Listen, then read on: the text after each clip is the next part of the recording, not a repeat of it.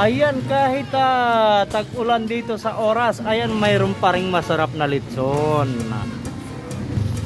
Katabi lang ng pizza time dito. Ayan, litson. At saka tag-ulan ngayon dito. Ayan. Oh. At shoutout nga pala dun sa mga parating nanonood ng mga video natin, lalo na yung mga nasa Hong Kong, nasa sang panig ka man ng mundo ngayon. Magandang morning sa iyo. At ito na po yung ginawang kalsada dito. Dati lubak-lubak na nga, pero ngayon bago na to.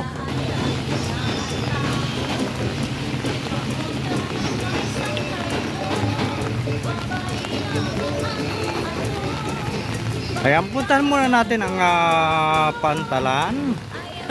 Ayan, nag-uulan kasi, kaya kunti lang yung tao na naglalakad sa kalsada. At nandito na tayo sa Pantalan. Ayan na naman yung wafflean ni Pagay. Ito, maraming mga taong nakatambay dito, sumisilong sa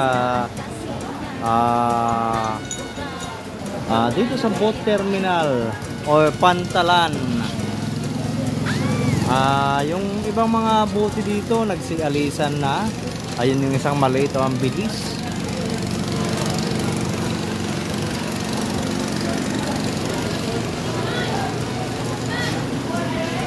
Ngayon low tide, kaya ayan, nasa medyo malayo yung mga bangka.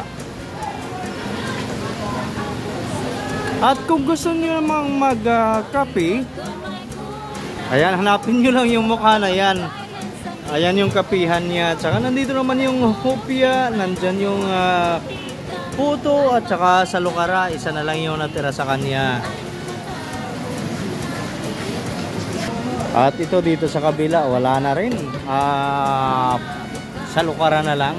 At saka puto kutsinta, at saka nandito naman yung ice candy, at mayroon siyang halo-halo. Ayan yung halo-halo. Mukhang ang sarap pero malamig ngayon. Ano bang bagay ngayon?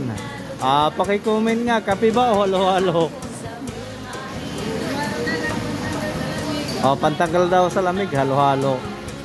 At dito naman may kainan. Ayan, maraming mga kumakain dito. Ano bang mga ulam ngayon dyan? Ay, mayroong tosino, mayroong kinilaw, may lumo, tsaka gulay na ampalaya.